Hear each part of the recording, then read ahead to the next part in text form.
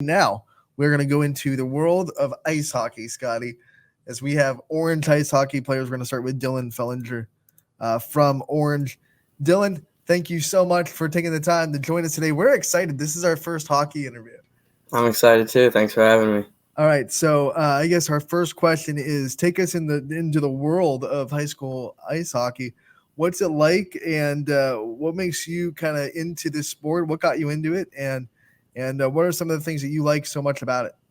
I've been playing for a while now. I started playing probably around the age of like 6, 7, and then since then I've just stuck with it.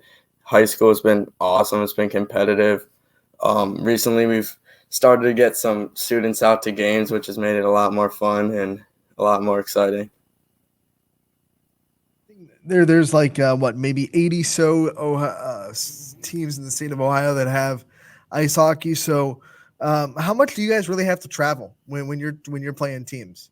Um, I We've been keeping it. I'd say the most we travel around 30 minutes. All obviously Mhm. taking buses as a team, but it's never too bad. Some I think this weekend we play Kent, which is pretty far from Orange. It's about like maybe 30, 45 minutes in between there, but that's about the farthest we have to go. All right, so I've also been told by your AD, Mr. Porter, that this is a very personality-driven hockey team. A lot of personalities on this team. Take us in the locker room. What do you think defines the personality of the Orange Lions in the ice hockey rink? Oh yeah, I think we got a good mix of guys. We got a bunch of different personalities in there. It's it's a good group of people. It's real fun. We got bunch of kids that just like playing. A couple kids that just started but we're working on it, and just the good group of people. I like hanging around them. I got your stats so far. You've played 6 games and you've scored 8 goals, and you don't have to be a math major to realize that if you have more goals than games, you're doing something right. What has been working so well for you at the start of this season?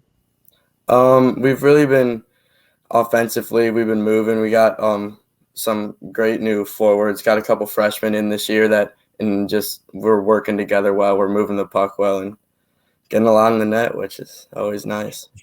It's always nice to hear that buzzer go off and get a Oh lot in net.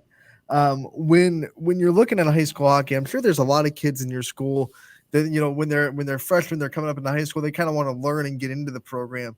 What do you think are some of the fundamentals that kids can learn early that you think are the most important to learn when you're starting in ice hockey? Just, I mean, the two big things I think would be first, just work on your skating. That's definitely you gotta get the skating down, and then everything will come after that. It takes a while to learn good skating, but after that, everything will come, and then just learn the rules. There's a lot of them, but just do a little research and yeah. You talked about how you've been playing this game for a while. What was it that kind of got you passionate about the sport and made you want to really dive into it and put a lot of time into it? I think it was. I mean, probably it was just going to when I was young. We as my family we'd go to a couple Monsters games, which was Mhm. it's cool to have them in the hometown and watching them's fun, and it got me into it. Just wanted me to start because no one else in my family played hockey until my brother did, but we started around the same time. So no one in the family played hockey, but are they big hockey fans? Like, do you think you came from a family that was passionate about the sport and root for teams and things like that that got you kind of into it? Yeah, I'd say so. My family's just big into sports in general, so we'll just always have some sport playing on the TV, and hockey's up there every once in a while, which is fun to watch. Dylan, I wanted to know. Anthony talked about your great start, the hot start, 8 goals in um, only 6 games.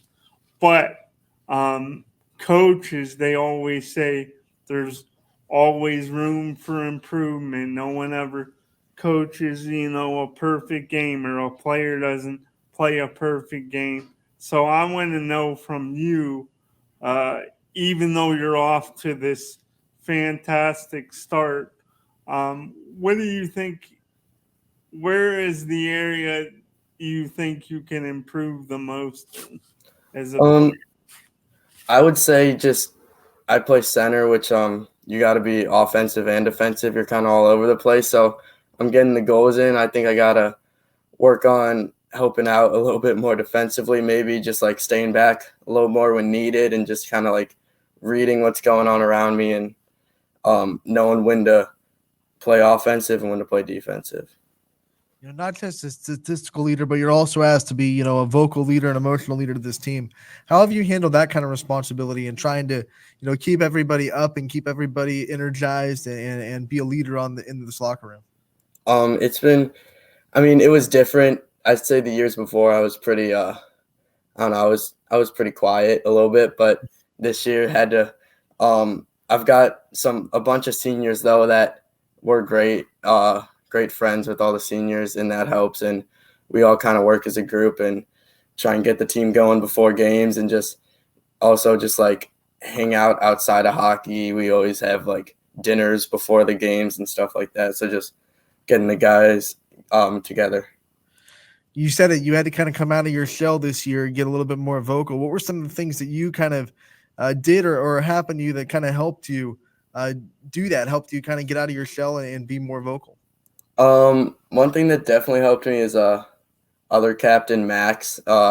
We kind of go at it together, and he just going at it together, we work well together, and it definitely helped me be more vocal and stuff, and help out around just anywhere I can. Do you have any hockey role models that you looked up to when you were getting into the sport and learning it and trying to model your game after? Oh, for sure. I'd say a big one that David Pastrnak, who plays for the Bruins. I don't know why, just always loved watching him. He's just a great player, and I love try to be like him as much as possible. Do you have a favorite NHL team that you watch religiously and you try to keep up on their success? I wouldn't say I'm I watch the Blue Jackets definitely as much as possible. I know that they're not so good this year, but I try to follow them a little bit the best I can. What was the hardest hockey skill that you had to master when you were kind of in your growing stages of a player?